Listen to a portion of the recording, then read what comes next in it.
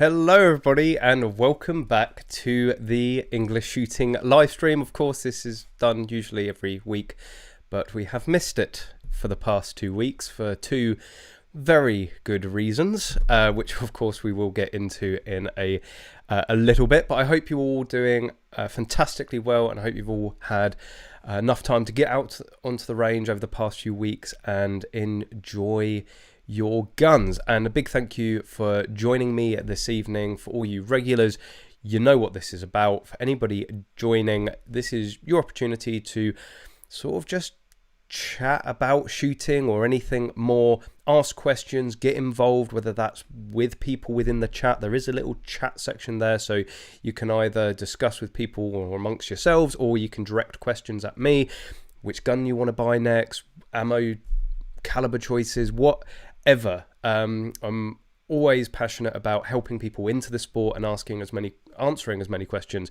as possible. And of course, if you really wouldn't mind taking the time to hit that like button or even subscribe if you're not already, I would really appreciate it. And finally pulled my finger out after some requests from you guys. There is now the English Shooting membership, so if you want to support the channel more and get more features and sort of behind the scenes things, we'll be doing a lot more on the channel membership wise, so there will be stuff that is exclusive for memberships.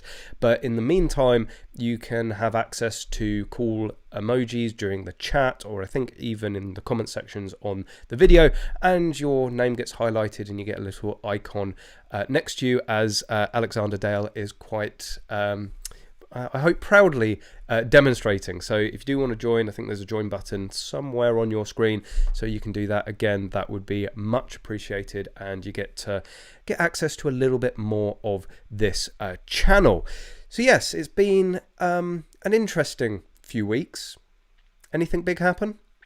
Yeah, so sort of ended up going away really at the probably one of the most significant, potentially most important eras in modern history. Yeah, I have to admit, it did feel a little bit odd being in America, watching the funeral of the monarch that certainly I've known for my entire life, and I think it's probably fair to say everybody watching this stream has known for their entire lives. So we will be talking a little bit, obviously, about the Queen and her connection and advocacy for field sports, and I would say shooting in general, and the importance of that. And are we going to see that with the new King Charles? That's still very odd to say, I have to say. It's been a little bit of a habit saying Prince Charles and Queen Elizabeth. But yeah, we will be talking about that. But of course, on a personal note, not to say that this is in any way more important than probably the single greatest monarch dying and passing away and having a new king. But I have been out for the past week out in frostproof Florida. That's why there wasn't a stream last week, and the week before, obviously, it was, I think, literally a few hours before the live stream that the news broke of the monarch dying. So decided, sort of as a mark of respect, not to do the stream that night, and obviously being in Florida last week, so it didn't work out. So that's why there's been a couple of weeks absence, but there's been lots going on, and some stories that I think at first won't necessarily present themselves as big a news as you may think it is, and we're going to dive deep into that. Thank you, Rich, really appreciate your support. Welcome back. Now get some proper IPA down your neck. I've got some story about some IPA that I will be if I forget to come back onto, I will, well, just remind me. It involves Florida Man. Yeah. So yeah, there's that. Daniel put it on the company card. No. Your tape your £3 to the Porsche. No. Uh, I'll tape more to your face, Paul. So yes, what are we going to be discussing tonight? So obviously, the Queen and her connection to field sports and shooting, not forgetting that she is also the sort of the patron of Bisley, the National Shooting Centre, and that's where we have that amazing photo of her shooting an SA-80. We're going to be talking about the Pan American Handgun Championships and Great Britain's attendance there. It does seem weird in some way to say, you know, the GB team attending a handgun match, but there are many ways that you can get to do it. Some people seem to think that it is the chosen few or the fortunate few that get to go and do it. Like, don't get me wrong, I feel incredibly fortunate, incredibly honoured and proud to have been able to do it. But it's not this exclusive secret club as some people think it may be, or as it seemed to be previously. There are many different avenues into it, and we're going to be talking about that. There is a very important survey that we're going to touch on. I've already completed it, but certainly you guys should all go out there and complete it. And it's about the value of shooting. It may not seem very important on the face of it, but the stats and statistics and figures that are gained from it are incredibly important and are used quite often by our organisations to defend this sport and firearms ownership within this country. And there is the quite big news of the Target Shooting Show being cancelled, and there's a little bit more to this. Obviously Magload was due to attend. We instantly put our name and said, look, we're down, we're going. It's our favourite show of the year. Of course, I still really enjoy the British Shooting Show and the Northern Shooting Show. Those are still great shows in their own right, but the Target Shooting Show is very practical focused. That you don't get the same level of that at the other shows. There's a larger concentration of the disciplines of shooting that I really focus on. So it's and also obviously where Magload fits in really nicely. It really fits for the company and fits for the business. So real shame that that's not going to be going ahead, but we're going to be talking about that at sort of greater length in a bit. So yes, the Pan Americas. So the Pan America Handgun Championship is a level 4 IPSC match. It's the highest level match that I've ever competed in.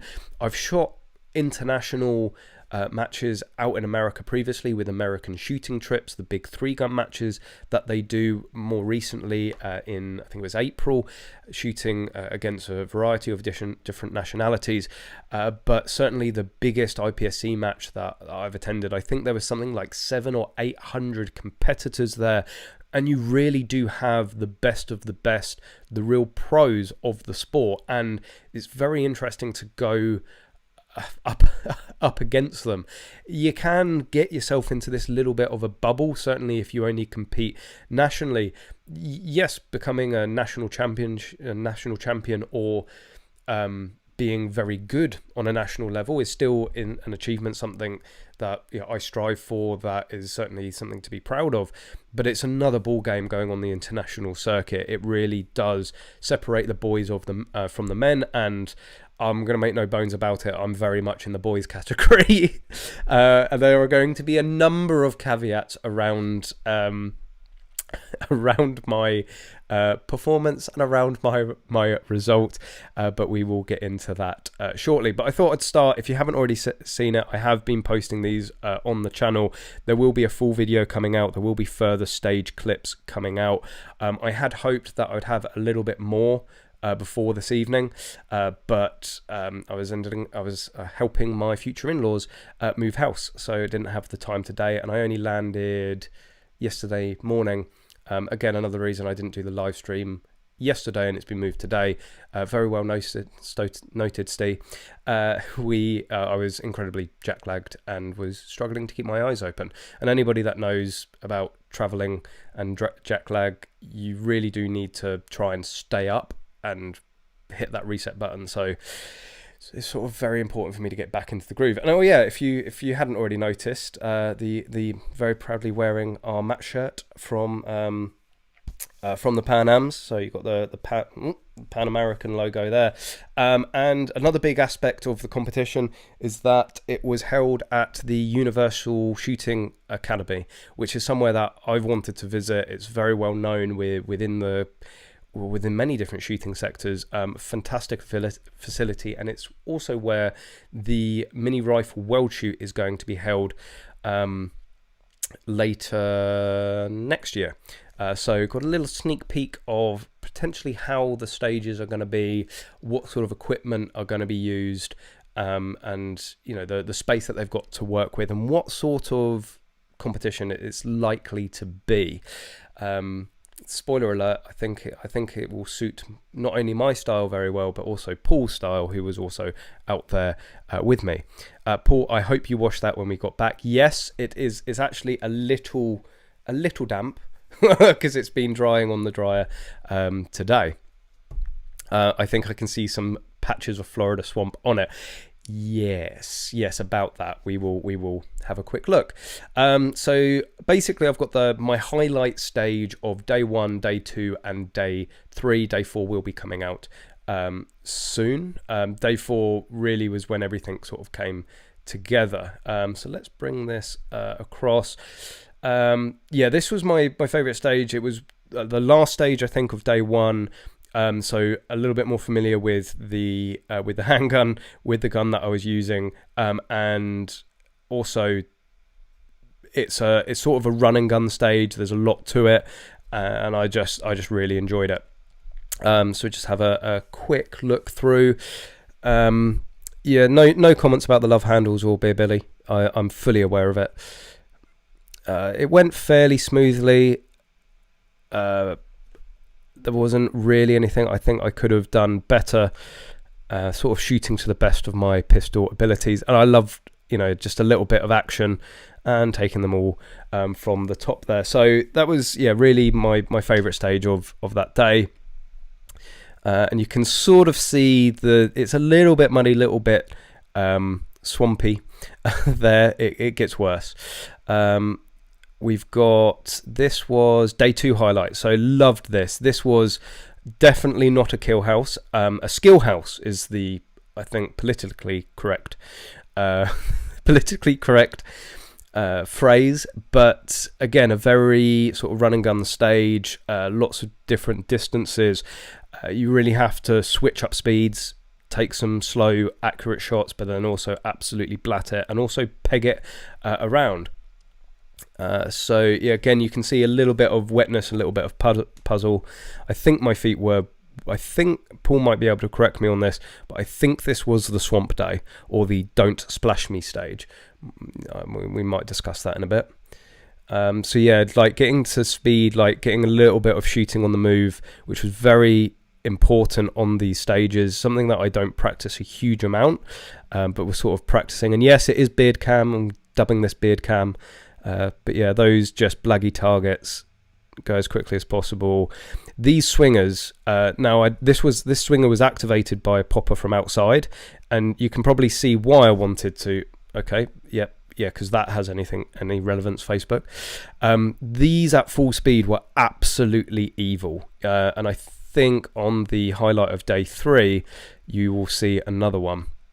Reason for wearing the Magload shirt, we declared this sponsors day. Of course, it was Magload that allowed both of myself and Connors to be and Paul to be out there. So that popper activates that swinger. See how quickly that fucking swinger's going, and that was a slowish swinger. There were much faster ones. This one, just apart from that top up on that plate, went really well. Ended up taking 4 shots on that swinger, but can you really blame me? Lots of you guys were asking. I think I did answer this in another post or maybe on Instagram, can't remember, but I was shooting a CZ Shadow 2, and talking about the gun, this is one of the issues of competing in handgun abroad as a Brit, is that you are very you're very at the mercy of, it's saying it's frozen. Nope, we seem good. Thought it frozen on me then.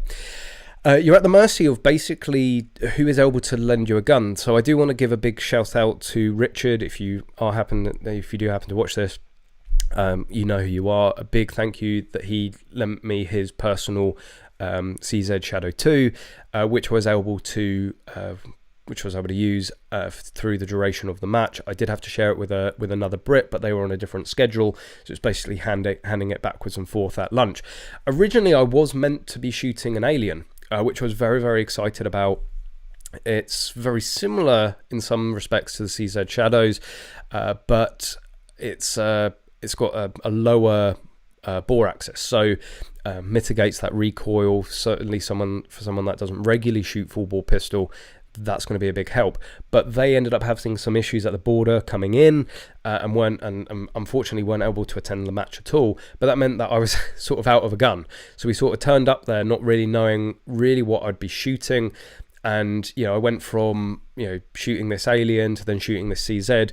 And I've shot a CZ Shadow previously a few times, I think actually out at Nizza. So not hugely experienced with it. But we only had maybe about half an hour on the 0 range to get familiar with the gun.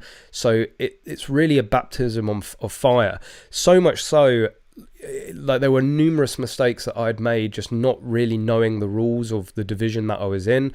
First off, not knowing that the hammer had to be decocked in production. So I got to the first stage of the first day of the match, and load and make ready, and the RO's going, you need to drop the hammer. And I'm like, what?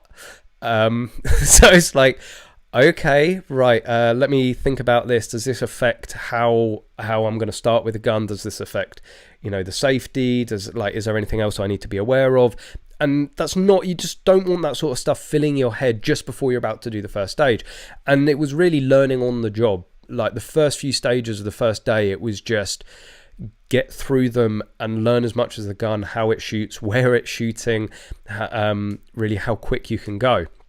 Another big faux pas, which kindly another Richard, who I was shooting with, Richard Clifton, who's fortunately a fairly experienced pistol shooter. I was telling him, like, I have issues with small hands and small thumbs, and one of the reasons I was excited to shoot the Alien is because it has a trigger safety similar to a Glock or a PPQ. Well, the CZ has a slide safety, which is incredibly difficult for me to turn on and off fast. I was having to draw the gun, flicking the safety off with my other hand, and then getting my grip.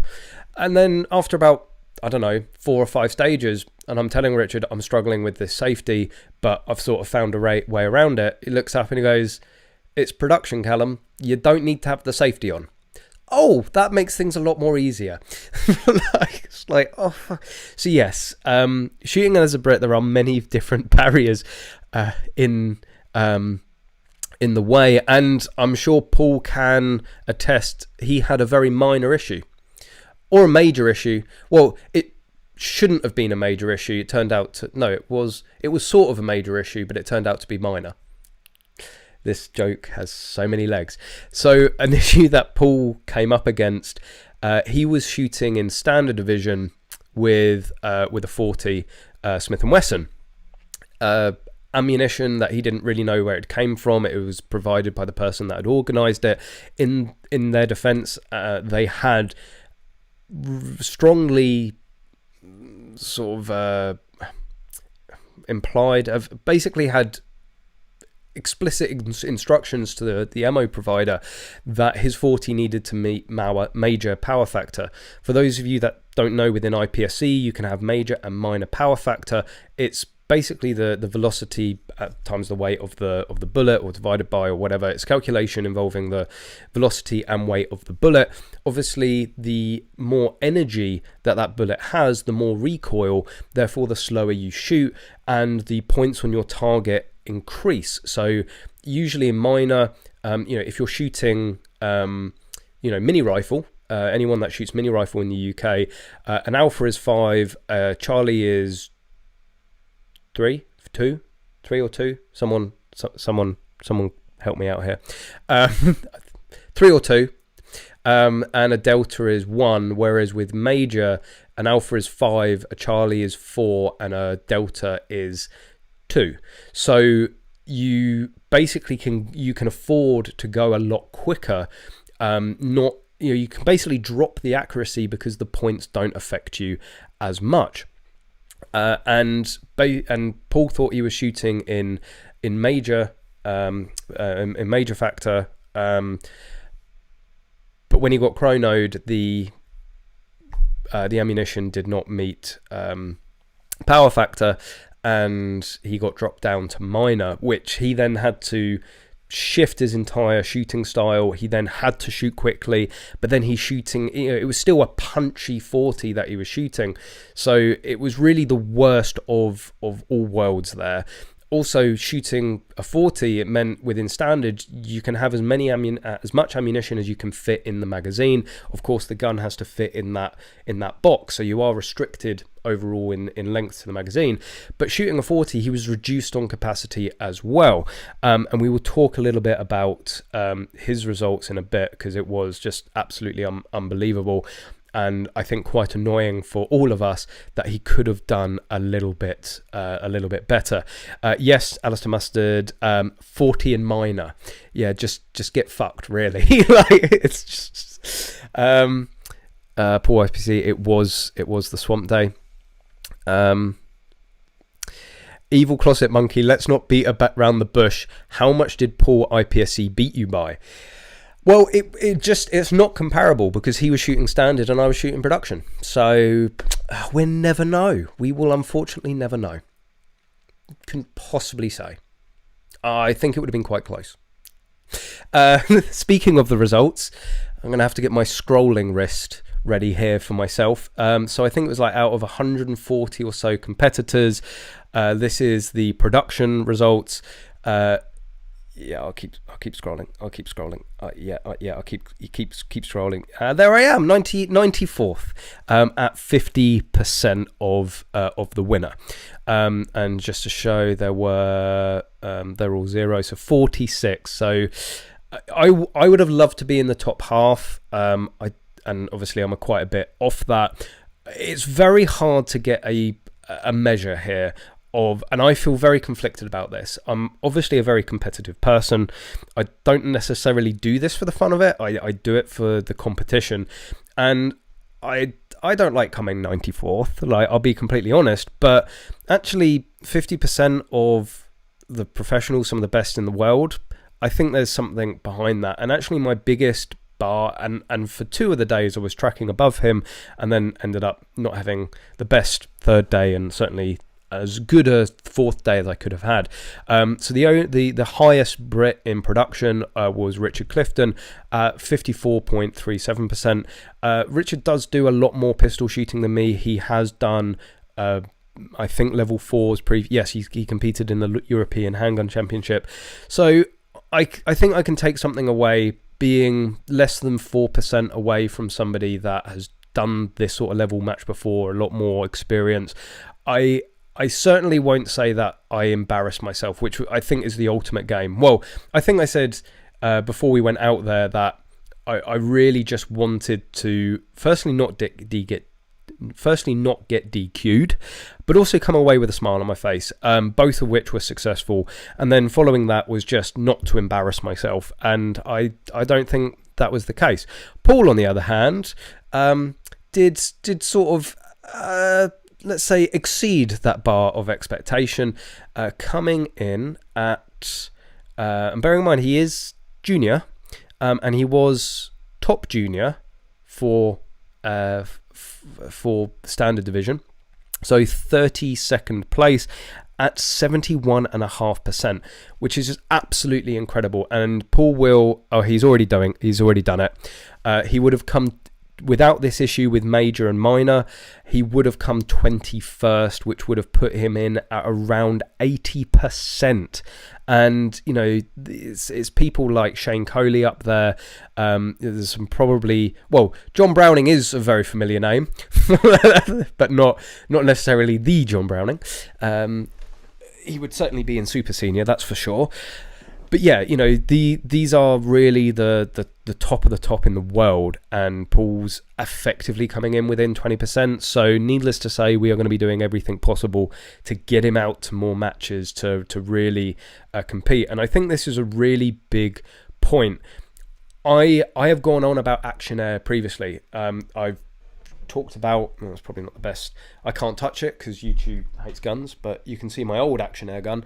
A lot of people poo-poo Action Air. Oh, you know, you're playing around with toys. Oh, it's not a real sport. And yet in his first major pistol match ends up effectively coming 80%, but you know, gets 80% of a winner. You know, Paul is a serious level action Air shooter, and to say that the skills are transferable, I think would be just arbitrary at this point. I think he has demonstrated that 100%.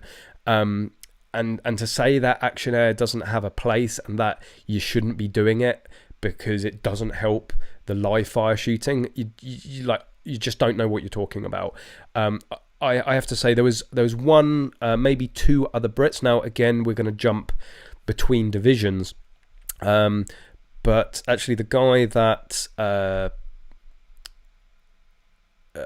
lent me his gun, I think he was shooting Production Optics. I think overall he was top Brit. Again, you shouldn't really compare, you know, this is using a red dot, it's a different division. But say overall, in the overall results, I think the top Brit would have been Richard Ingram there, followed by, I think, Justin Cooper. Have I scrolled? No, there we go. Now, it would be really interesting to see the overalls, but I don't know.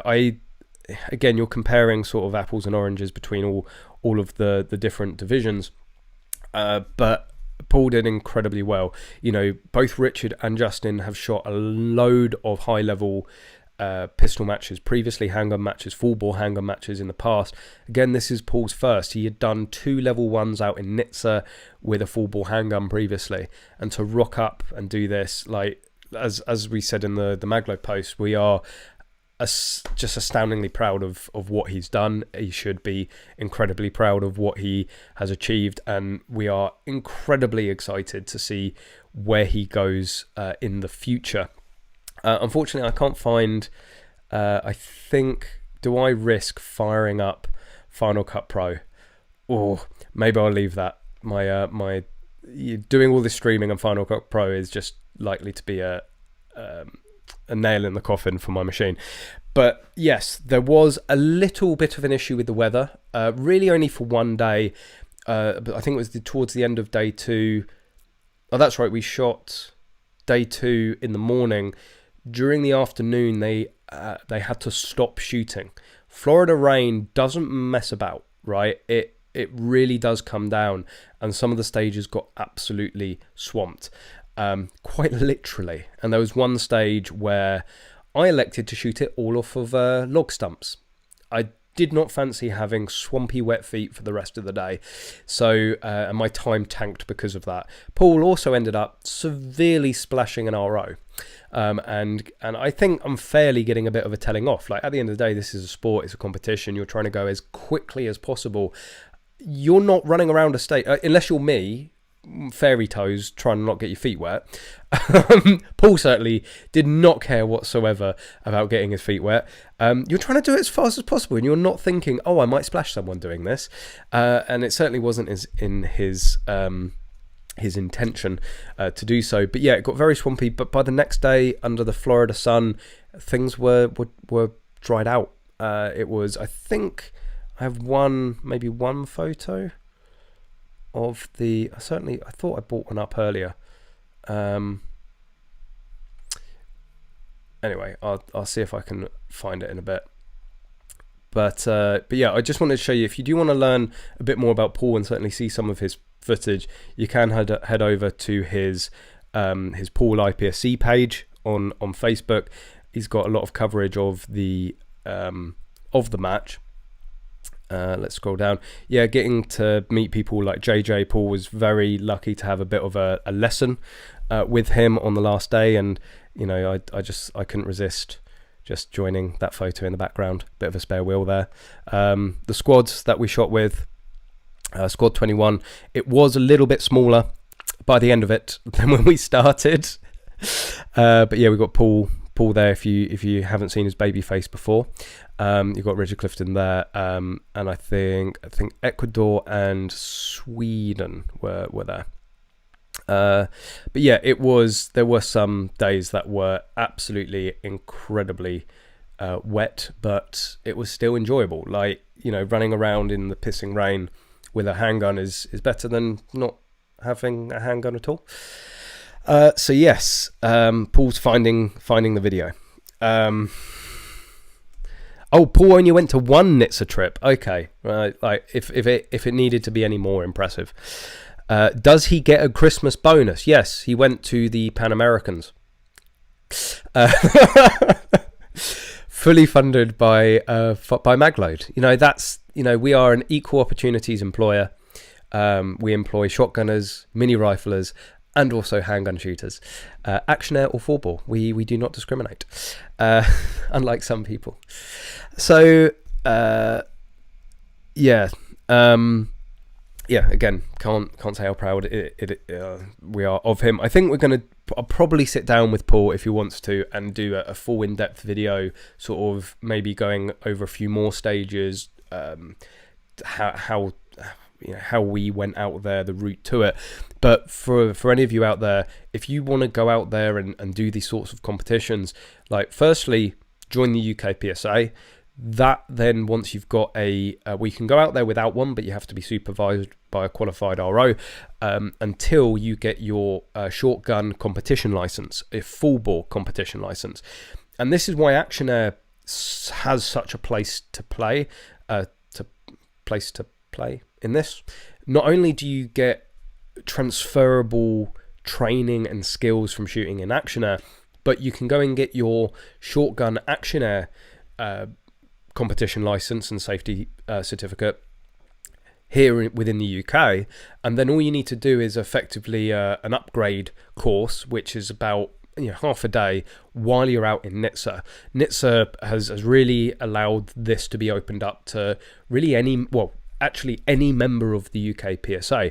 And once you've been over there with a qualified RO, you've done your conversion course to full bore handgun, you can go out there as a UK PSA member whenever you like. And they had all the guns there that we saw people using. They have the CZs, they have Glocks, they have PPQs. What's the other one? It's like a CZ clone. Anyway, they have a shitload of guns. Go and check out the video on this channel. Just search on this channel NHTSA and you will find the route through to get out there. But I think the real takeaway from this, and what Paul has shown, I cannot stress it enough, how important Action Air is. And I know I sit here and I do it a lot. I'm saying it's a gateway, it's a pathway, this, that, and the other. It's not just a pathway.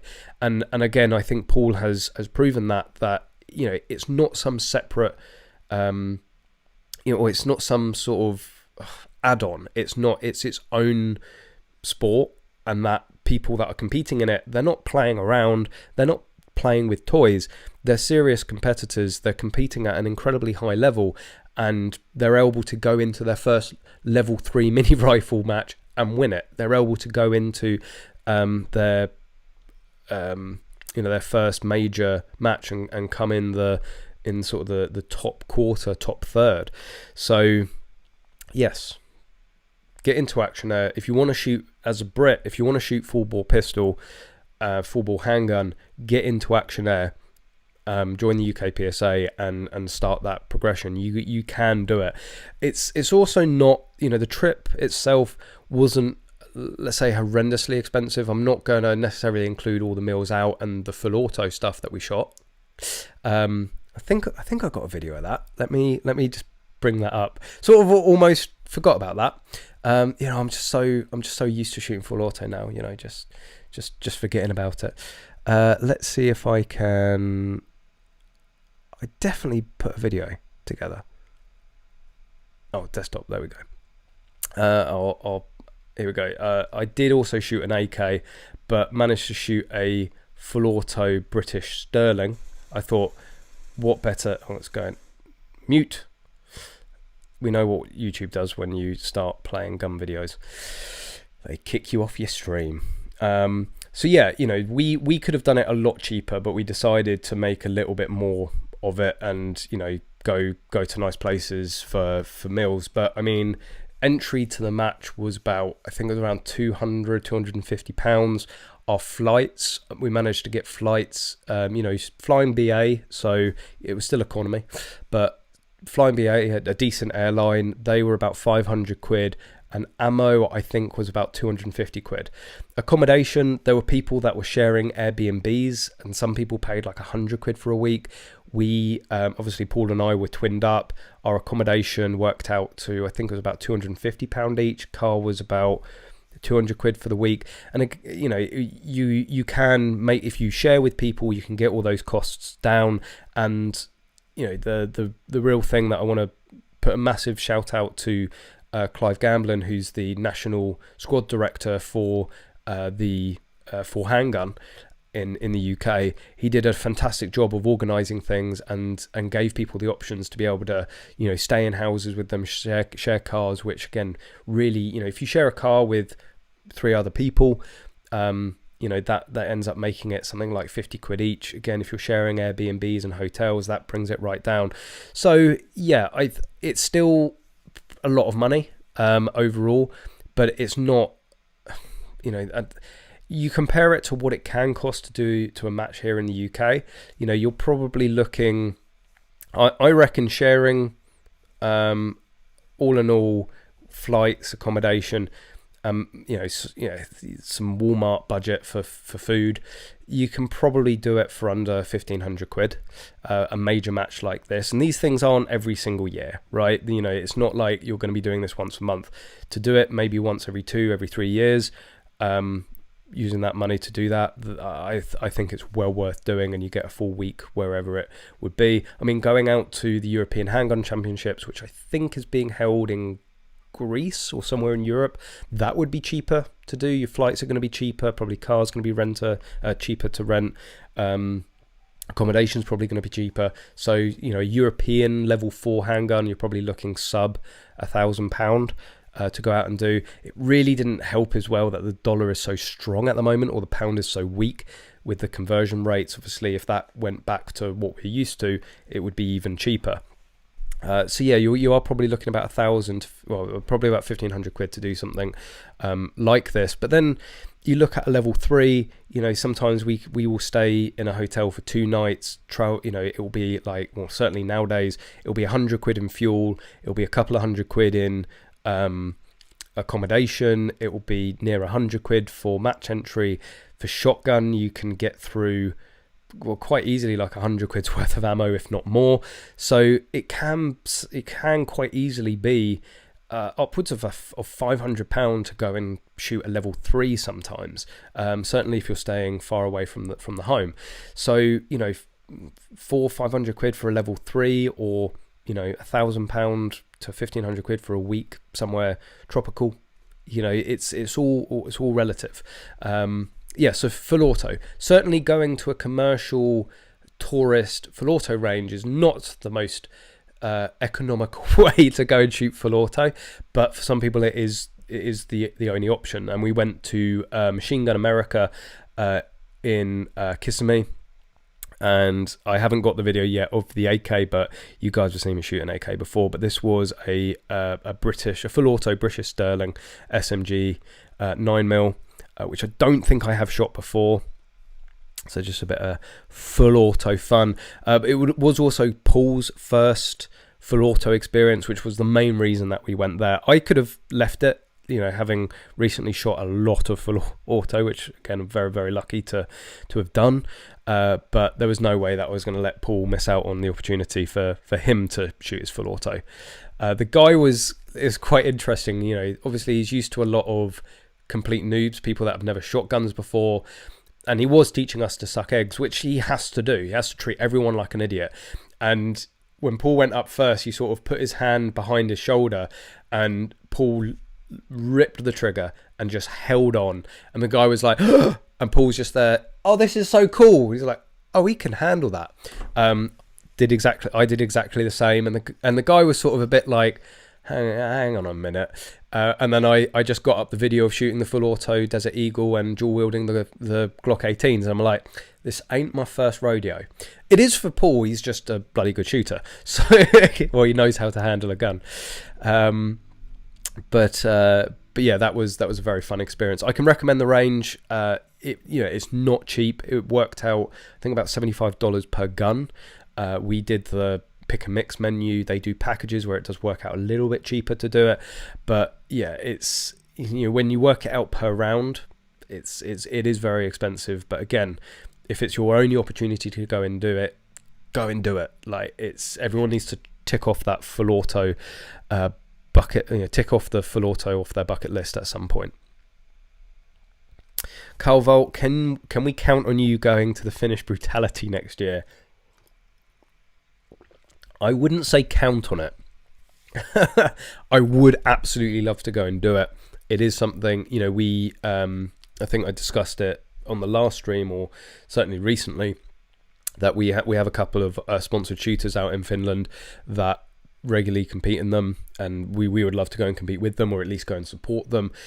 We definitely want to get out to Finland for multiple reasons, because of the shooters and dealers that we have out there. So it will happen. I can't I can't say when. Yes, Paul, indeed, full auto go burr. Alex Dale, what would that license be valid in Europe too?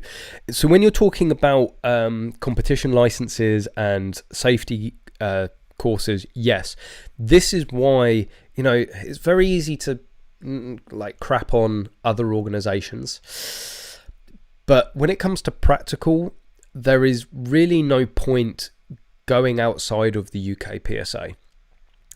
For a multitude of reasons. There are a number of private ranges that offer private safety courses and private tuition. That's great. It's always good to get another viewpoint of things, and different methods and techniques. And I would encourage anybody to go around the field and talk to and be taught by as many different people as possible. They're all going to have something to offer you, even if some of the stuff is wrong. But when it comes to certainly organisations, of course, there is the safety courses with the NRA. Well, the NRA is a national body. So is the UK PSA, but the safety courses and competition licenses that they write out are valid internationally. So if you want to go and shoot an international IPSC match, you need to be a UK PSA member, and you need to have a UK PSA competition license in either short arms, which covers you for action air, or shotgun, which covers you for action air and 4-bore pistol, or long gun, which covers you for, or can cover you for, mini rifle or rifle and shotgun. So if this is really what you want to do, you have to make sure that the instructor is a qualified and sanctioned IPSC or UK PSA instructor. Of course, Connors is. That's why Magload runs safety courses. That's why you can get your long gun competition license through Magload if you want. If you are interested, drop us an email. We have a waiting list. Usually we wait until there's sort of enough people interested to make the course viable. Then we will pick a few dates and then we will run them.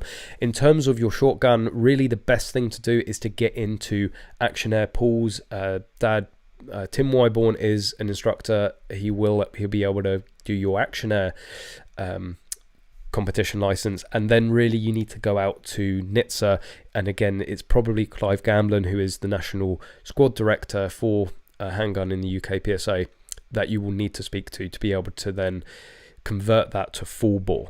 So the safety courses, I've talked about them before. It's basically, it's not just testing your competency, but it's also teaching you what you are likely to encounter. It's about shooting the gun in different positions. Most people can stand there, present themselves to a target and put it in the A zone safely. But can you do it walking backwards? Can you do it lying down on your side, on your front? Can you reload safety? Can you safely? Can you go in and out of apertures safely? All this, that, and the other. And the safety courses really do stress you and really do try to confuse you, because when you're in that confused state, when you're thinking about other things, that's when potentially your safety can slip, and they need to basically test you to breaking point and make sure that even in that stress, in that confused state, that you still remain safe, because that is the most important thing about our sport.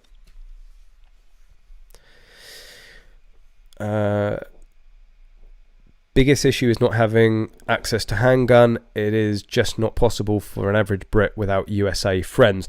That is true to an extent, but again, if you are doing that through the UK PSA and you're doing that through or with the national squad directors, they will put things in place as Clive did. Again, made a big effort to make sure that everybody had a gun. We didn't have to do the legwork for ammunition or guns. We were just asked, what division do you want to shoot? I will make sure. I can't promise what gun is going to be there. I can just promise a gun will be there for you to shoot in that division. Paul, the jammy got an STI 2011, which is actually what he shoots for Action Air. So he got a gun that he was very familiar with, and a gun that is very good. Really nothing more needs to be said about it. So I think he just wishes that it was actually in major, or was 9mm, and then he could have actually properly shot in minor. Yes, as Paul has said, it's 24 stages. So the basically the criteria was, well, not criteria, but the schedule was 6 stages a day, either morning or AM or PM, depending on what rota you were on. So on our first day, we were shooting in the afternoon. Shooting started for the PM squad, I think, at 12:30. And we were finished by about 4:30. The morning, then the next day it was the morning. Shooting started, I think, around 7:30, and we were done by like 11:30. So, we did have 2 days where we were able to actually go off and sort of do some tourist stuff. Your video is on your Facebook page. Have you just released it?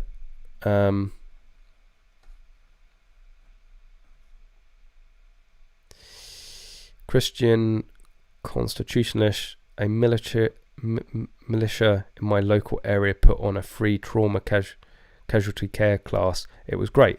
Again, that is something, if you are on a range, if you are into shooting, it's, shooting is one of the safest sports out there, but accidents can happen. So it is always good to make sure that you are clued up.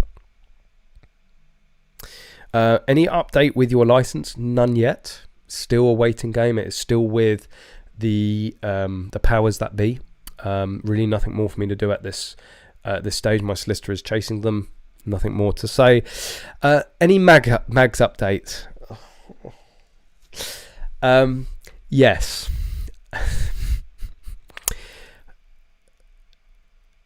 Yeah.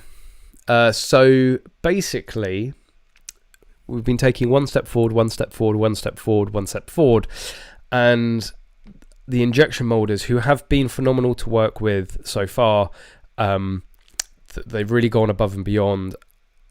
They ended up on this latest iteration, which we was really hopeful, really confident was going to be the last iteration, ended up adding a number of features, and basically taking us 5 steps back. Not really. We can go. They know what they've done. Connors has pointed out what they've done, and that now needs to be rectified. And the original changes that were needed to finish them off then need to be done. They've sort of put their hands up and been like, this is sort of been a breakdown of communication. Unfortunately, like we've stressed to them many times, please do not change the design in any way without coming to us first without having it signed off, and they made some pretty major changes to it, which it's sort of pointless for us to go and test the magazines, which is incredibly frustrating for us, and again is obviously incredibly frustrating for everyone waiting for them. So they understand that they've made a bit of a boo-boo with this, and they are expediting the next iteration. They are going to undo the changes that they've done, do the changes that we asked them to do, and I think we will have the next iteration by the end of next week. So then it will just be a case of getting down the range, testing them. As we've said previously, we think that this iteration with the changes that we have asked for will be the last sort of test batch, and then we will be full into production. We have stressed to them how important these are for us, how many people are waiting for them, and the pressure that is on us to deliver. They're well aware of that, and basically as soon as we hit the go button on it, they will be churning out magazines as quickly as possible without affecting quality. So it could be as early as a couple of weeks until we start having the first production units land. If we get this last iteration by the end of this week, we will test it straight away, press the go button, they will go, we will start having deliveries hopefully within that week. We then need to assemble them in-house, they need to be put together, but we have all the bits to be able to do that, so there should be no hold up there. So yeah, again, it's incredibly frustrating, and yeah, Connors was not a happy boy, to say the least. These mags will be Christmas specials. No, we are hopeful that they will be here before Christmas. So close.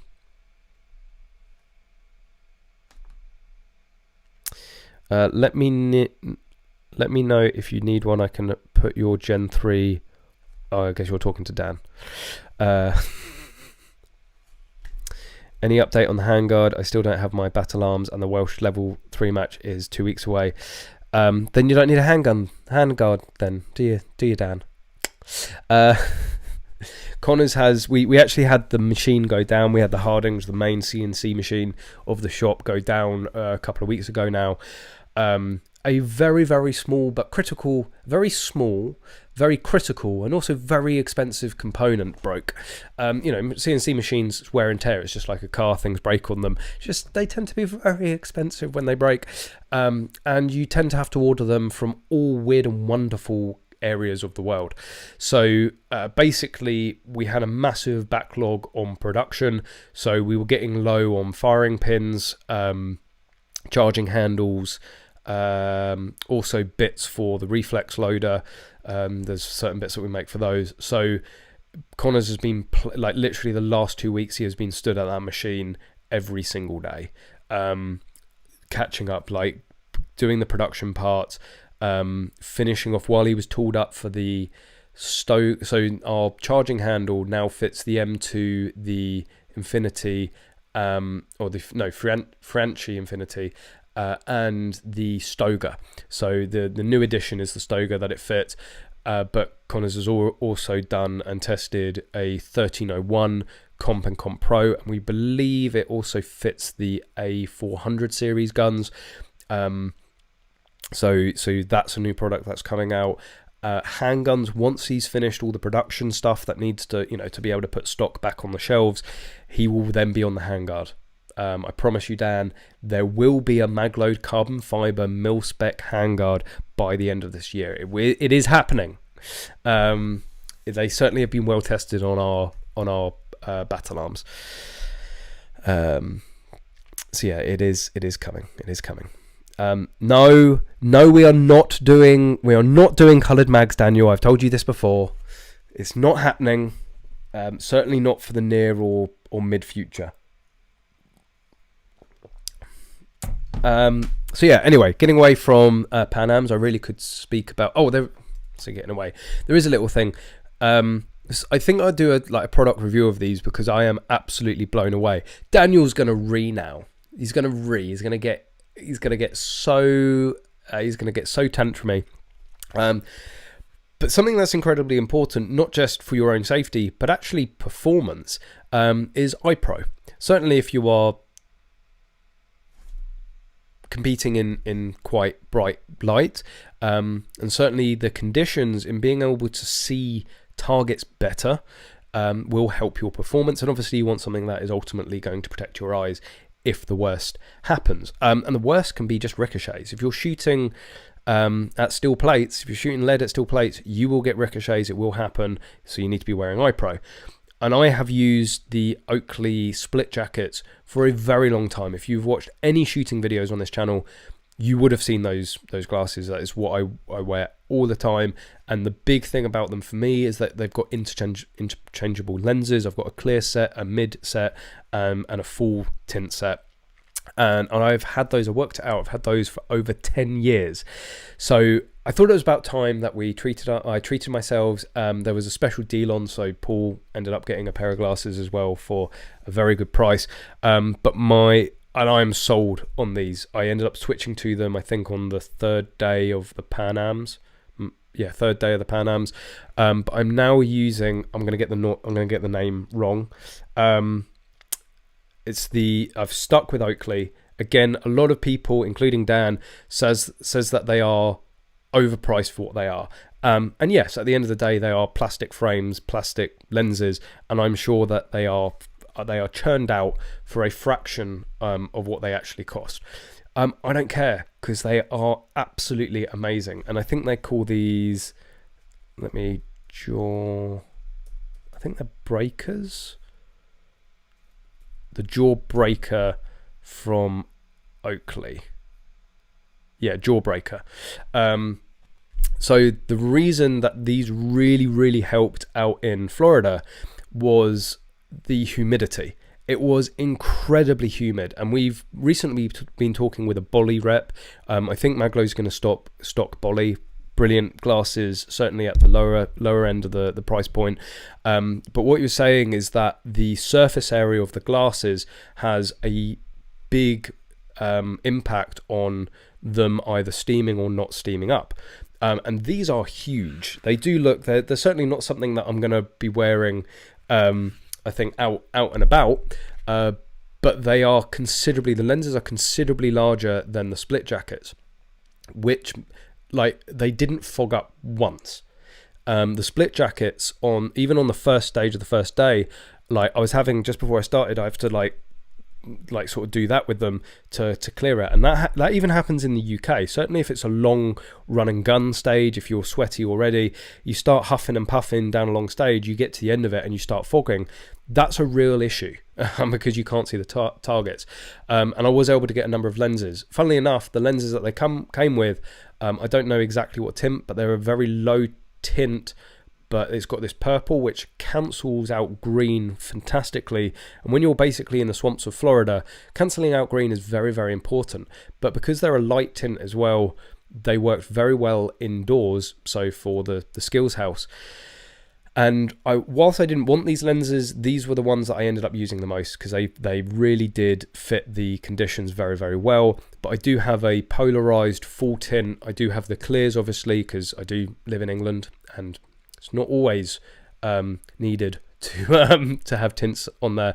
And I've also got a very similar fire sort of mid-tier, which is a little bit more than this, and also actually cancels out different colors. So again, different conditions can really affect how effective your iPro is. And again, the brilliant thing about these, I think this is why they are called the Jawbreakers. You can open them up. I'm quite new to all of this. They basically pull apart, and you can pull the lenses out. I'm not going to do that because it's very, very fiddly. They're also something that I didn't even know when I bought them, but it's super cool bit of make sure that it fits your face. You can actually adjust the stems, so you can put the stems in or pull them out. Because I've got a big head, I need them as far out as they will possibly go. But you know, if you're a junior shooter, if you've got a small head, whatever, loads of reasons you might want to adjust it down. And they are supremely comfortable, and because also they are so big, you don't get anything in your peripheral. So 100% switch those, but I will be doing a full sort of review on those once I've used them for a bit longer. And actually, once I bought them, I noticed how many people at the Pan Ams were using those exact glasses. Oh, the other big thing about them, and part of the reason that I just had to actually, I've been looking at these glasses for a very long time, since they were released, thinking of an upgrade. But the other thing about them is that they are in the EnglishShooting and sort of Magload colours. I know there's yellow in Magload as well, but the white on black just works for me. So yeah, I can if you're thinking of going for maybe a premium set of sort of eye pro, highly recommend the Jawbreakers with a few different lenses. If you want to know exactly the lenses that I ended up going for, of course there's a lot of greenery in the UK as well, I can see them getting a lot of use. Then drop me a message, I'll send you the full specs of them. But yeah, super impressed. Made a massive difference once I started using them. Watch is gonna break the new glasses. Yeah, it does feel like that. It is like, are you sure that's where it's meant to go? But it's Oakley. They are quite literally bulletproof. And of course, more importantly, that is a big thing about them, is that they are ballistic rated. You can go online and see videos of them firing all sorts of ball bearings and dropping spikes on them. They will protect your eyes. And I trust them. They're supremely comfortable, high quality, and the lenses as well. They've gone to this new prism lens system, which actually increases contrast. Which again, there's which competition was it? I think it might have been the Coats of Iron shotgun match, where there were a lot of targets, grey targets on sort of a grey earthy backstop, and they were very hard to see. Having that increased contrast will make targets like that stand out a little bit more, and when you're going after these fractions of seconds, that can make a huge difference. So yeah, full specs, he's here all weeks. Silly idea, but what if Daniel appeared on stream to talk about a general guide to shooting glasses? Aren't you an actual SME on glasses? Yeah, but he's not an expert, so you know, he sells reading glasses.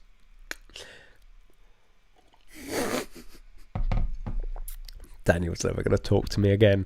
I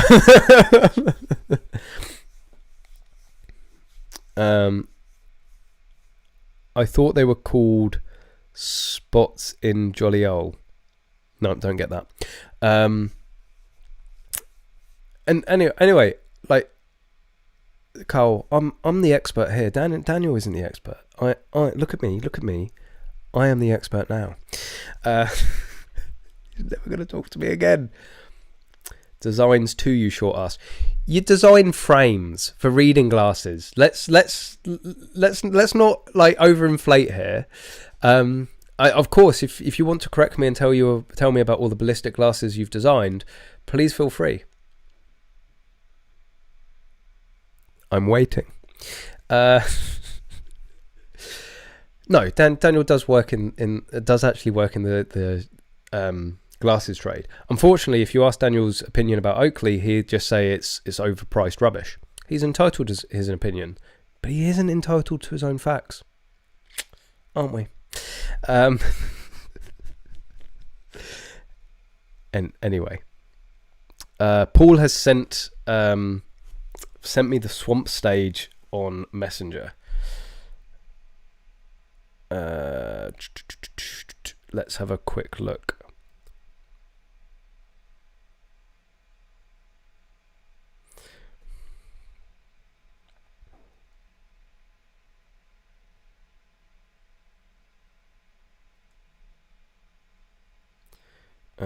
Where is it? Oh, here we go. This was actually a pretty awesome stage, and if I had have performed better on it, it probably would have been my highlight of the day. But it didn't go necessarily as well as I would have liked to have gone. But let's have a look at how it should have been shot. Let's bring this up. So you started with this like ramp in front of you, like really good stage design, like amazing stage design actually. So this is Paul doing, I think this was stage 4, otherwise known as the swamp stage. So you start hands on the barrier, push the barrier down, and can you see that? It is, the video isn't doing it justice, but Paul absolutely doesn't care, just goes to town. It's when he moves to the final position on the right, that's when, and I'm going to have to pause it. When I say he splashes the RO, he splashes the RO. Oh yeah, almost forgot that target, but so did I. It was a sneaky little bugger. So here we go. That's how he did. Let's go back and just point out. Where is it? The RO before, pristine white t-shirt.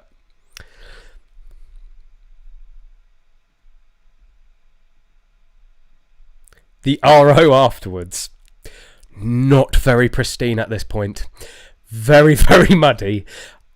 And I know I'm laughing. Like, this guy has given up his free time to RO this match.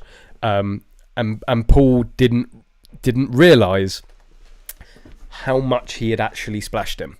Because you're coming up, like, there is like sort of a huge adrenaline rush, right? You come off of a stage and you are like, seriously, you have almost like tunnel vision.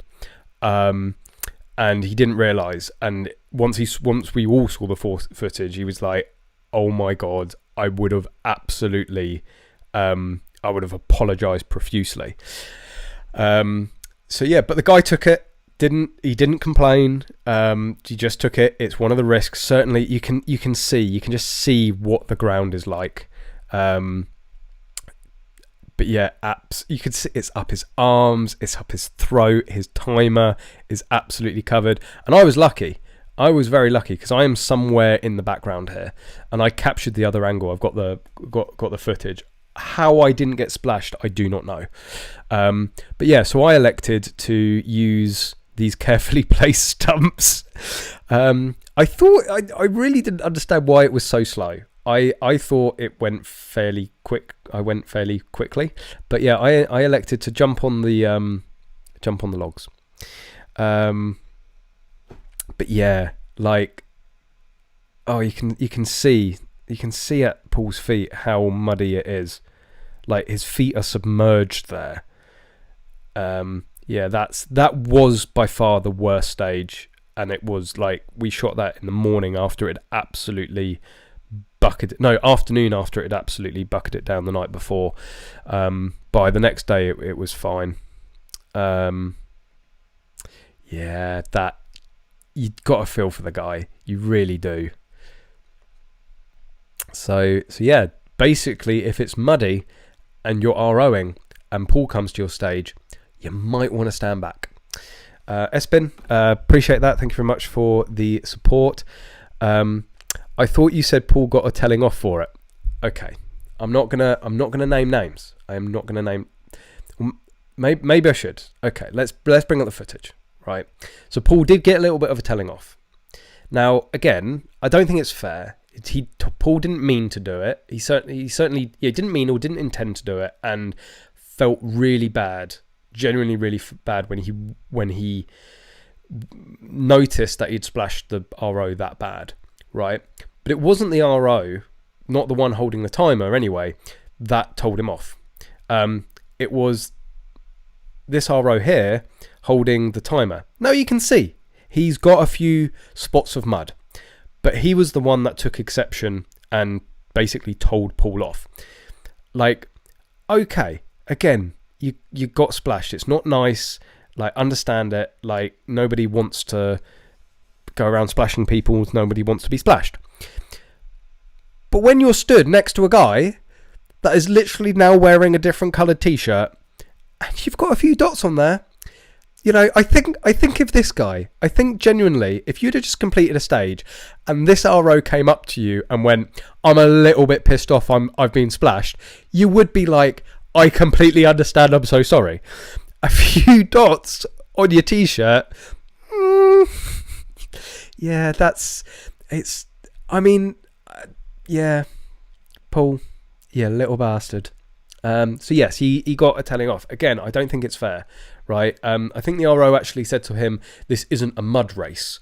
It's like, okay, it's not a mud race, but it's a race. Like, there are timers. Like, again, Paul is not going to necessarily worry about, I don't care. I want to set the fastest time possible. I'm not going to tiptoe around the stage, not just because it's muddy. Yeah, Paul thought he was joking at first. He wasn't. He wasn't joking, and we certainly weren't the only ones that felt that it was a little bit unfair to have a go at him. But these things happen. Like, would it stop Paul from doing it in the future? Absolutely not. Like, again, like, if you were working on a swamp stage, like, that's just unfortunate. Like, I've seen Connors covered in mud previously. I've seen him absolutely wet to the bone because he's just been put on one of those stages. Yeah, it's a race and it's muddy. I don't control the weather, pal. Pretty much. Yep, got to go fast. So, yeah. But, the first guy, like, again, if the first guy had come up to him and had a go at Paul, I think Paul would have been like, yeah, I completely understand. The second guy, it's not a mud race. Yeah, so that was a little bit of a highlight of day 2. Was it day 2? Yeah, day 2. Yeah, don't splash people, Paul. It's not polite. Anyway, we have spent far too long talking about the Pan Ams. There has been other big news this week. I'm going to jump. Like, obviously, maybe I think I should do probably a little bit of a video in regards to the Queen. Like, I talk about it a little bit now, but I really don't think I'm going to do it justice. If you want to see something that will do it justice, go and check out this video. I think it's on Field Sports channel. HM Queen Elizabeth, A Country Life. I think a lot of people, like, obviously, I don't know. I have to say it was very weird. I didn't expect to feel what I felt finding out the news, and in the days afterwards, very, like, a lot of mixed emotions on it. And I wouldn't necessarily say that I'm a royalist. I'm certainly not anti monarch, but I wouldn't say I'm one of these people that would be down at the mall necessarily flying a flag. But 100%, if I hadn't have been out in America, if I hadn't have gone to America, I would have tried to have got up to London, without a shadow of a doubt. And that's, it's, obviously a very, very, very big thing. And I think the best way I was able to put it is that, unknowingly she was a constant in sort of pretty much everybody's lives. And it's almost like that is the one constant, and the representation that she gave to this country on an international scale, I think, is just unfounded, and in some ways irreplaceable. And the best example that I use, I think it was the G8 summit down in Cornwall either last year or the year before. And you had the lights. I think it was Biden by that point, but you have all these fucking, like, cock swinging heads of countries, the Prime Minister, the President, and they're all argy-bargy. And we just trumped them all. We played the Queen card. The Queen comes out front and centre. Like, nobody puts Queenie in the corner, right? Front and centre. And you can't barge to the Queen. You can't push past her to get better photo. Boris just dropped that mic. Oh, we're flexing, are we?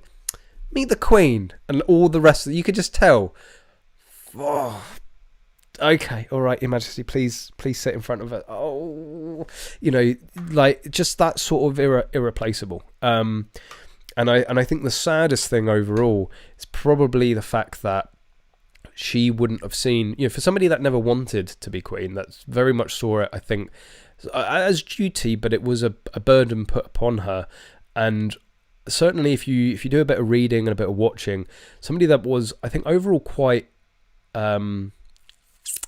unsure of themselves in that role, certainly, what's the word, in a way lacking confidence or self-esteem in the role. And I think the the greatest thing, and obviously something that she's not going to be able to see, is the reaction, not just within the UK, but internationally. Like, it was something ridiculous, like 3 billion people tuned in to watch the funeral. Like, when has that ever happened for anything? Like, I don't even think that happens for like major sports matches, right? And it really does, you know. And I love the quote, I think it was from Macron, you know, she wasn't a queen, she was the queen. And that's coming from the French, right? When the French goes like, you had the queen, you're like, yeah, right. You know, that's a vote of confidence right there. But it sort of goes beyond all of that. You know, that's a much bigger viewpoint, but sort of narrowing it down to shooting sports, you know, field sports, and I think firearms ownership in general in this country.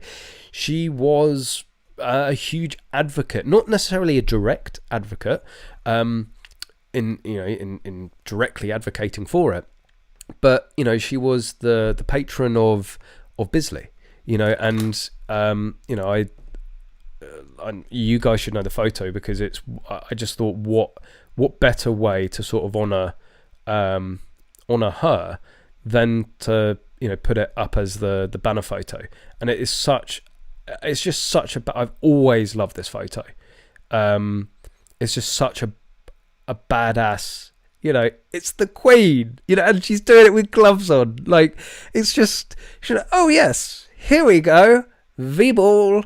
Like, okay, it's braced and all that, but she is the Queen. She's got to have some, you know, some class about it. But that is on Century. That picture is taken on Century Range at Bisley, right? You know, she, I think quite proudly was representing representing Bisley and being is the right word, a patron? But you know, she had an official tie and connection to Bisley. Then you look at field sports, you look at game shooting. Now, in one way, it does necessarily reinforce the stereotype of it's only for the rich, it's only for the select few, which is not the case. Like, you can do walk-up days, like anybody can get involved in game shooting. It really is open to anyone at sort of any level. So yeah, in some ways it reinforces that it's all the you know, the genteel and all this. But at least it was getting coverage. You know, there's the old saying of all publicity is good publicity. You know, when the Queen is out there, when the princes are out there with their guns, you know, and they are all avid shooters, you know, or maybe less so. Well, Harry is still an avid shooter. He's just got his balls too tightly clamped in a vice. So, you know, but they're all avid field sporters. And, yeah, there's actually been a lot reported about the Queen being this interconnect between the city and the countryside. She was a countrywoman, right? You know, her favourite place to be was Balmoral, which was a massive Scottish estate which had game shooting on it, deer stalking on it, and or her other estates as well had various forms of shooting on it.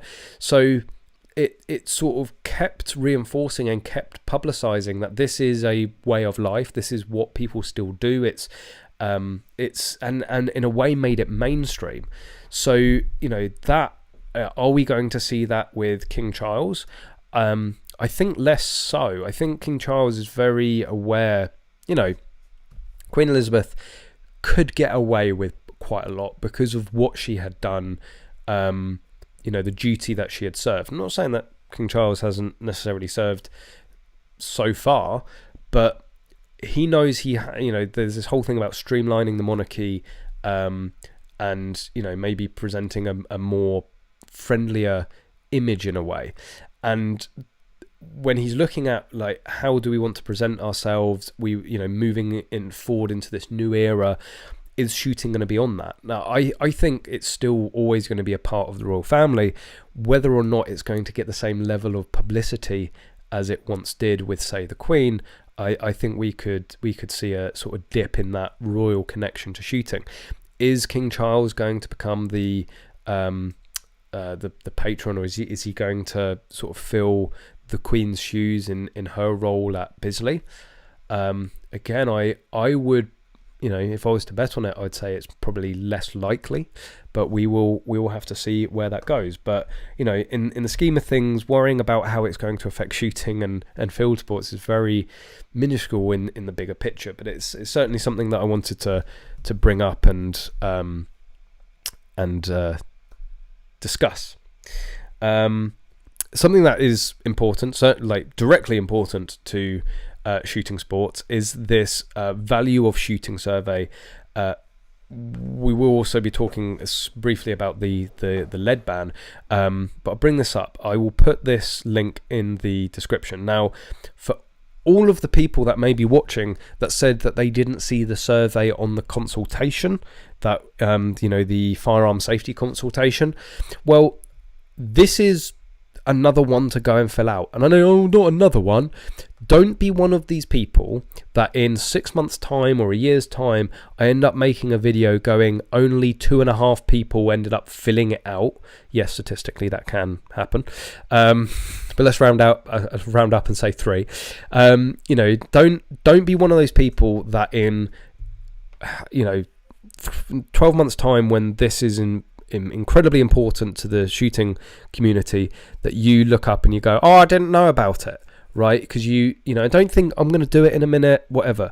Literally go and do it now, right? Open another tab up and do it now, or make sure it's the first thing you do after the stream. I've just put the link in the description, not in the description, in the chat section. You may look at this and go, it's not, why is this important? It's not a consultation, this, that, and the other.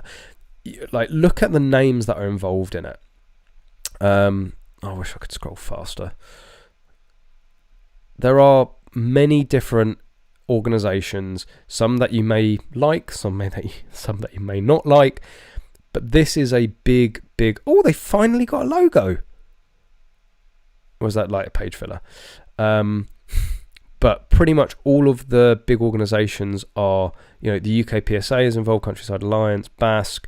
Did I see the NRA? CLA came, this is a big thing, and they're all behind it. So you can see all of these are project supporters with the National Rifle Association, the National Smallbore Rifle Association. So, the CPSA. So why aren't their logos there? Anyway, like pretty much every aspect, every organisation is involved in this in some way. The reason that this is so important is because it gives a picture of how important shooting is to the economy. And this is one of, if not the biggest arguments for the shooting industry and shooting sports, and for the likes of firearms licensing pulling their fingers out their arse and actually processing applications. Again, we'll get on to something else in a second regarding that. Basically, this gives our organisations a stick to beat the police with, to beat the Home Office with, to beat MPs and government, to show, to give accurate estimates and statistics of how much shooting contributes to the economy, to employment, to how this country runs and functions. And anybody can complete this, and it will sort of tailor itself to you. It will ask, are you just a shooter? Are you a member of the public? Are you, in a business? And it will ask you. It might take you about 10 to 15 minutes to complete, depending on how you are involved in the shooting industry or shooting sports. But just do it. Right, because it gives good data, accurate data to our shooting organisations in order to be able to form, arguments for protecting this sport. So that link is in the chat box. Please do go and complete this as soon as possible, and I will probably do a video on this at some point. Also, still need to do a video on the lead proposal, talking about that. The NSRA, as far as I'm aware, are the first organisation to really actually push it in any way or give any sort of talk about it. They've released this report, sort of their stance about it and what they think, what's going to happen. I think this is actually better than what BASC or the NRA have put out so far, and the overall message to everyone, if I need to repeat myself, is to respond to this consultation. Unfortunately, I don't have the link ready to send to you guys. But basically, if you go onto the NSRA website and you go down to, so it's the National Smallbore Rifle Association website, and go to news, you will find this. And everything is there to be able to go and complete the consultation. I will say that it's not a very detailed, basically what it said is what I've been saying for the past few months. Like, don't worry necessarily about how to respond to it. Just go and respond to it. But again, that's something that's been on the list for a while, to sit down and actually do a video of myself filling it out and sort of, I'm not going to say I'm an expert on it. I'm not going to say that what I write on it is what you should all write on it.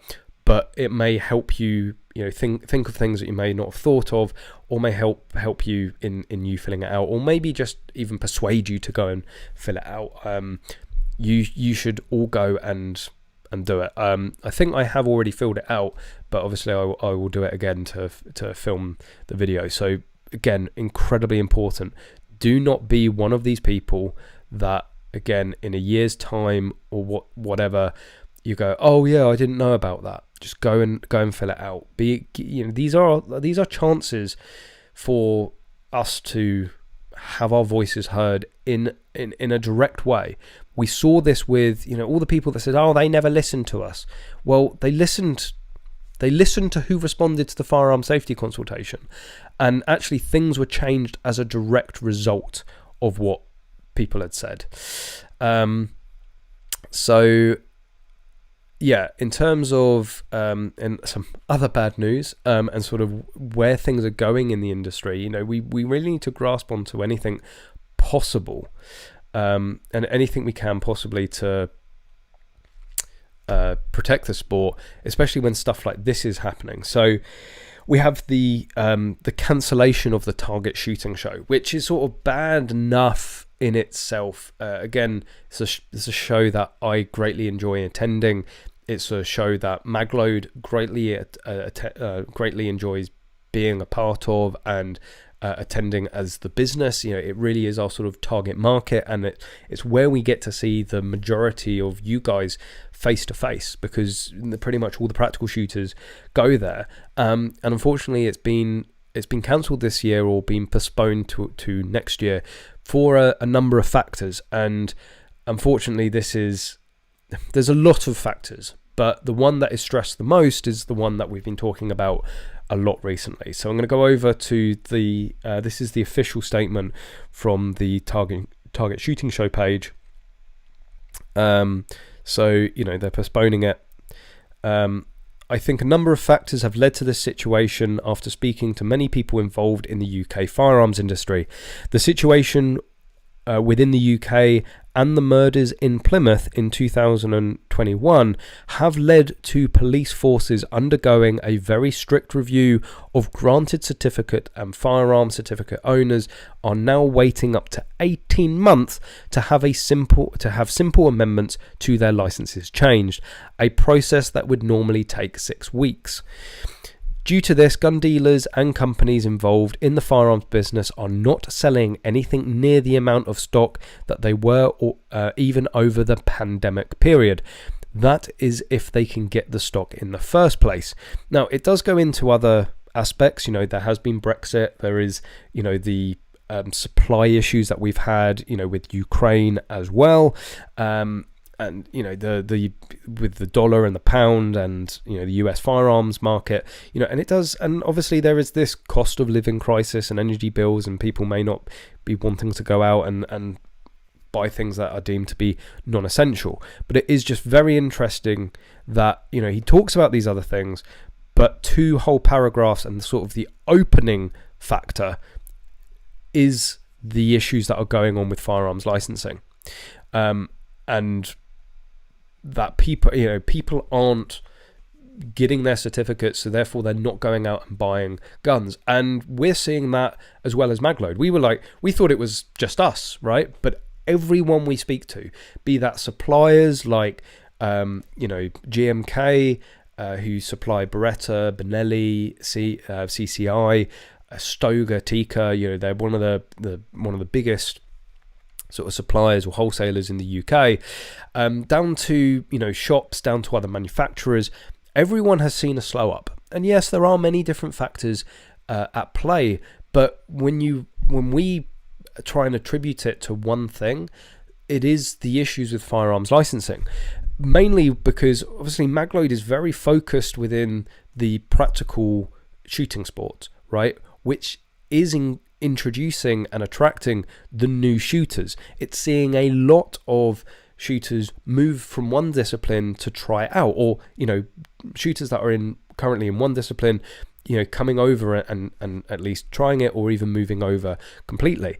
That and it's very, in some ways, specific gear that you need to buy. So with there's 3 disciplines that you can do here in the UK, fully IPSC disciplines. There's Action Air. Okay, you don't need any licensing or firearm certificate for that, so Action Air shouldn't necessarily be affected. But out of the 3 live fire disciplines, you've got shotgun, you've got long barrel pistol or long barreled revolver, and you've got mini rifle. Well, 2 of those disciplines require a out of those 2 disciplines, they require a Section 1 shotgun and a long barrel pistol or long barreled revolver. And of course, if you don't have a firearm certificate, if you're not an RFD, you can't even shoot those guns. So, for people that don't have a firearm certificate or don't have one in there, have a slot for one of those that they can go out and fill to compete, or they're not an RFD, then they're stuck, right? They can't even really fully go in and take part in those sports. Yes, you can go and shoot matches with a Section 2. I've proven that, and still learn a lot from it, and still compete at a fairly high standard with one. But a lot of people put that off. Why are they going to go and spend £1,500 on a Section 2 only to then have it converted, which you still can do? What if they don't even have a shotgun certificate? Then they can't even go and buy the Section 2. Why are they going to go and spend £600 on a loading rig when they can't go and buy the gun? Because, so that's how we're seeing Magload being affected by this. People that aren't able to really enter practical shooting because they're not getting their firearm certificate. Now, of course, mini rifle, pretty much anybody can shoot as long as you're not a convicted person. There are many different exemptions in law that allow somebody without a firearm certificate to shoot a 2.2 semi-auto. But it's still very hard unless you know people within the sport. You can't just rock up to a match and hope that somebody's going to lend you a gun. And if you're entering that sport, you may not know anybody to really go out there and ask. So even a gun that many people do and can compete with, without certificate or without being an RFD or this, that, and the other, it's still very hard not having your own firearm certificate. And the biggest issue with not having your own certificate or not having those guns on your certificate is also training. A lot of people like to go into their first matches actually knowing a thing or two or being fairly well practiced. So they're waiting until they've got all the gear so they can get that practice familiarization and get into it and not have to borrow somebody's gun. Borrowing guns, I would always prefer to shoot a competition with a borrowed gun than not, but it's still not fun. And I can understand, there's elements to it that are not fun, and I can understand why people sort of want to put it on pause until they've got their certificate. So, this whole issue with firearms licensing is really hurting the industry, and a lot of people are saying, and these aren't my words, right? This has been said many, many times, that this is looking more and more like a backdoor ban, right? We don't have to ban the guns. We don't have to restrict these people anymore. We just won't give them the licenses, right? It's easy, right? It doesn't even have to go through Houses of Commons, right? They just stop issuing certificates. The industry dies, right? So gun shops are closing. There's numerous gun shops and companies that have been closing as a direct impact of this. So the industry dies. So the clubs die. The people, the industry, the companies that help support the organizations that help support shooters get through that, through sponsorship or advertising or this, that, and the other, that will stop turning, which will affect the clubs. It will affect the organizations, which ultimately affects the shooters, which are already being affected by not being able to go out there and enjoy the sport. So yeah, it's incredibly worrying to see, but it's why, again, I was so impressed with and so pleased to see this report from Basque, and the very hard language that they were using. We covered this a few weeks ago now, and they do not pull their punches. They are going after it, and they are calling for either a centralized firearms licensing department, which I think we covered, the whole be careful what you wish for there, and or potentially a separate organization that holds firearms licensing to account. So yeah, it's not good, really. So maybe more of us will be shooting abroad in the near future. Really that, it actually is, like Heppy, you say, finally had your interview with Hampshire after 24 weeks. That's fantastic to hear. But in that time you could have got your shotgun full bore competency, competition license, flown out to Nizza a few times and gone and shoot the Pan Ams.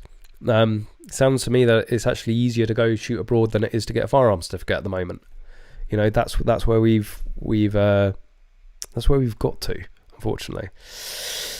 Brian bought a new shotgun, sent the form in online, and they told me to add it to my SGC myself and not to send my SGC in for them to add it. Well, in terms of adding it, and not to send your SGC. So you don't need to send your shotgun or firearm certificate into firearms licensing when you buy a new gun. It is, well, when you say you bought a new shotgun, that should have been written on. That shouldn't be written on by you. That should be written on to the person that sold it to you. So whether it's a private transaction between another certificate holder or it's a registered firearms dealer, they should be writing it on your certificate. So actually, that's actually correct. So you don't need to send your shotgun certificate or your firearms certificate in the firearms licensing when you buy a gun, and the person that you're buying that gun from should be writing it on your certificate, because they need to check that you've got a certificate, and in the case of a firearm certificate, they need to check that you've got an open slot for it. But yeah, it is the seller that fills it in. So if obviously they haven't, I don't know. I don't think that's ever happened before, or it's not that I'm aware of. I think the best course would be for you to write it on there as soon as possible, but certainly I would raise that with the seller as soon as possible, and maybe just to cover yourself, just send an email to firearms licensing to say that the seller didn't write it on there. They really should. So yeah, all you are required to do in regards to a firearms licensing department is notify them of your purchase. So I think they call it a Form 11, that's probably what the RFD has to do. No, it's what the shooter has to do as well. But basically, you have to notify them. There is, I think, a specific form that you have to fill out to send in. But at the worst case, you send them an email. And if it's not sufficient, they will either send you the form that you need to fill in or tell you to send that form in. So Brian, you did write it in. Again, you shouldn't be necessarily. It should be the seller that is writing that that gun onto your certificate.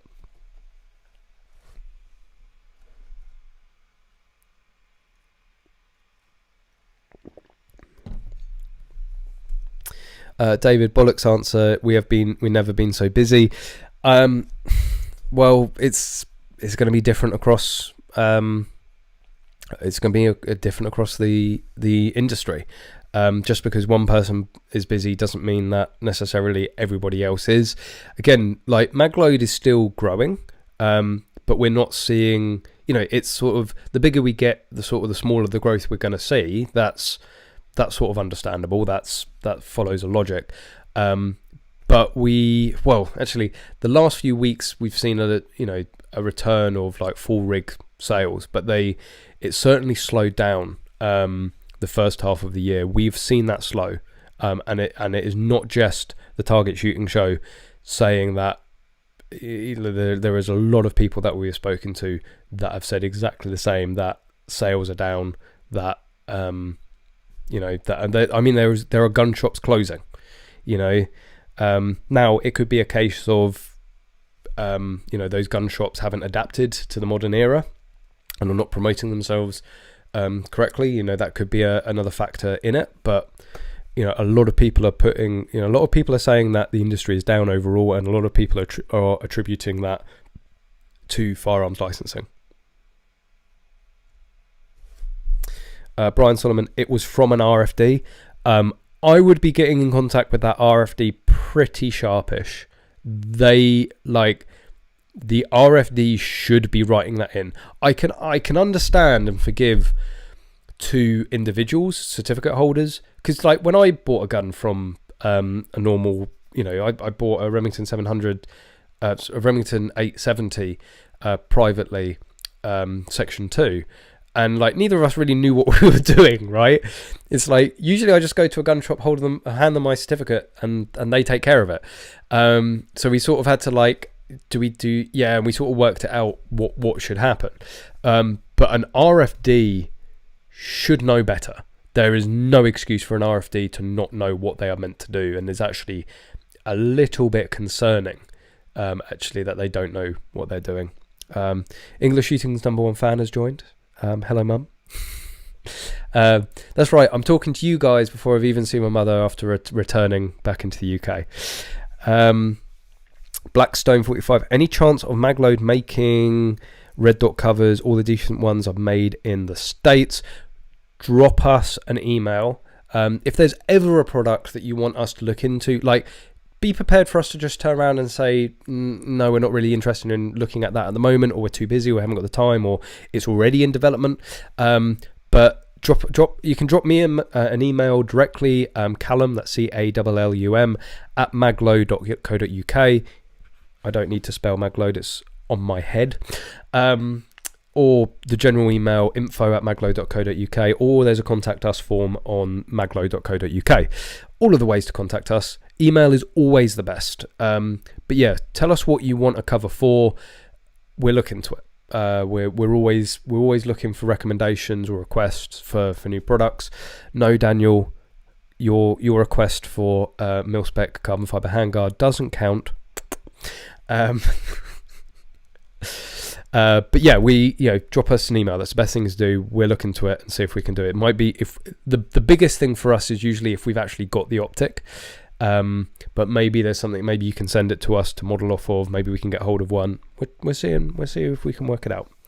Talking of spare slots, you've got a slot for a 7.62 straight pull fancy an AK based gun. Any clue where I can get one from? AK straight pulls are like absolute rocking horse shit. I've only ever seen one in the flesh in all the time that I've been shooting here. They're very, very rare. The best thing I can recommend is Gun Trader. Go and look on there and just keep watching on there, maybe ask in the forums if anybody's got one. But I don't know of anybody with a straight. I don't know anywhere you can go and just buy one. The closest thing really was the Mars. In regards to the Target Shooting Show, we haven't really talked about it, but this isn't. I'm not saying this is going to happen, but this is something I would like to happen instead. To in some way to give something practical for. Or targety. We're gonna look. It's something that we should have done again sooner. But we're gonna look at having another Magload open day. Personally, I would love to do it. The same weekend that the Target Shooting Show should have been done. I can't say that that's going to happen, but I think it would be quite fitting. again, if you missed it last time, basically we got a number of our dealers down, and we can even send out the invitation wider than that. So we got a number of different companies that do a number of different things down at Magload. There's been a lot of changes down there. Probably, like, to some people it doesn't look a huge difference, but there's been a lot going on. So it would be great to have another open day, get you guys all in there, show you guys firsthand what we're working on. You know, there's been a load of new products recently, so it'd be good, you know, if you guys want to come down there. So yeah, I would really would like to do another open day soon. You know, last time we had like free burgers and drinks and bacon rolls and vegan stuff as well for any vegans out there. So yeah, we'd look to do that again, have a bit of a barbecue. Yeah, but again, that's pie in the sky. I literally sent the message to Connors today, and again, because I wasn't really in work yesterday, I wasn't in the unit yesterday, I wasn't in today because I was helping my future in-laws move.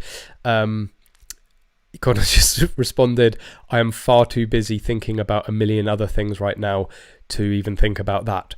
So yes, I will be going in the unit tomorrow to hopefully free things up for him. I do want to give just a quick shout out again. This is fast.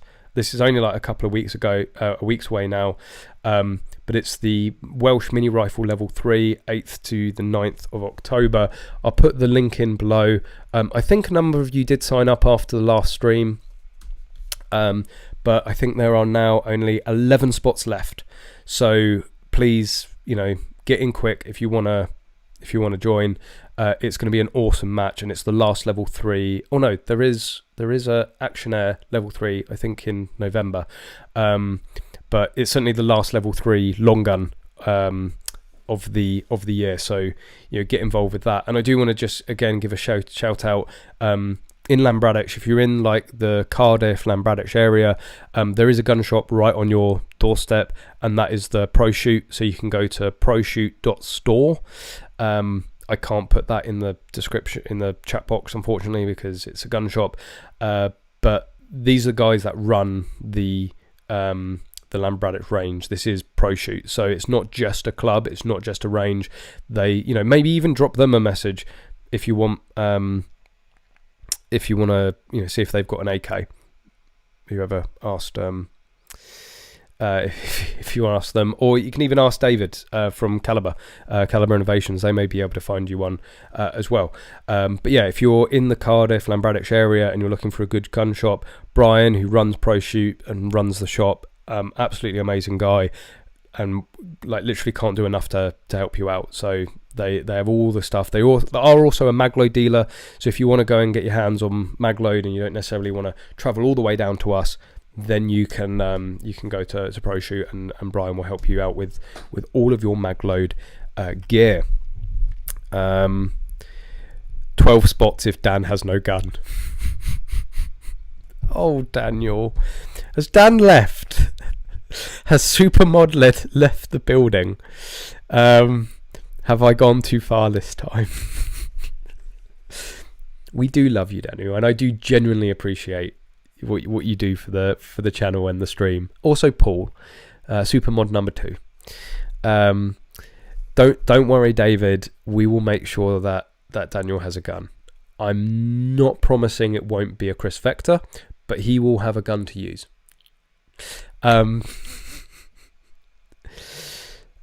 Aaron UK, if barrels come back from coating next week, Aaron X, Dan will have his rifle before comp. Awesome. And Daniel's still there. He still loves me. Love you, Daniel. Look at me, I'm the Supermod now. No, Supermod is still here. Straight pull AK's Russ Military.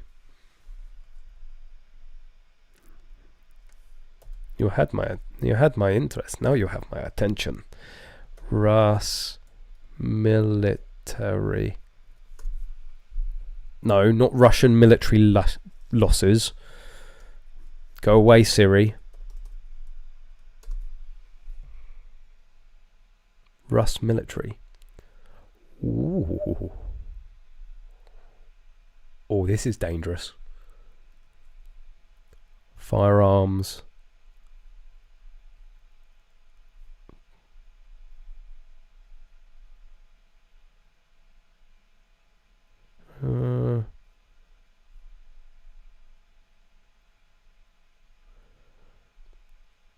well, this might be your best option.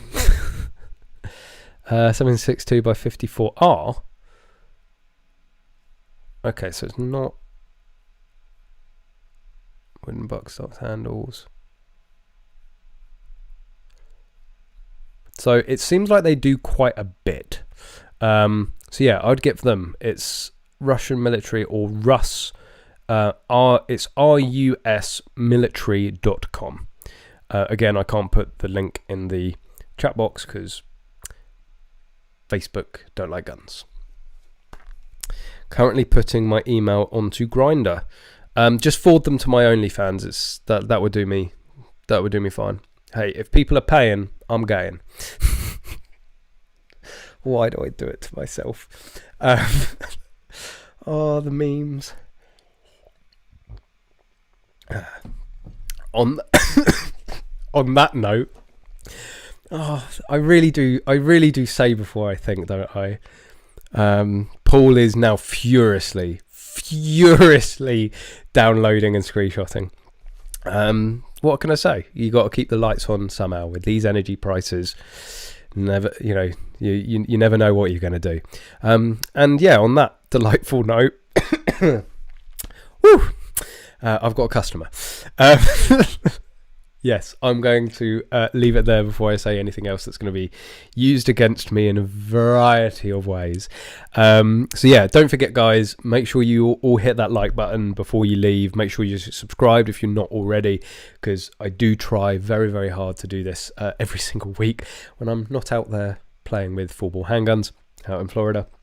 I know, you can hear those tiny, tiny, tiny violins. And also, don't forget, if you want to get more involved and have access to cool emojis and sort of exclusive content, then hit that join button. You can join up and support the channel that way, and you get to use all cool emojis and get all cool icons, and I see your name flash up more in the chats, so it all works. But yeah, I hope you all have a fantastic week. Thank you everyone so much for joining this evening. I do really appreciate it. There will be more videos from the Pan Ams, and I'm now finally, with things sort of settling down a little bit, going to start churning out the match videos from the UK this year. So there will be lots of videos coming soon, I promise. So yeah, hit that like button. Make sure you subscribe, join if you want to support the channel even more. And of course, as always, guys, I hope to see you soon.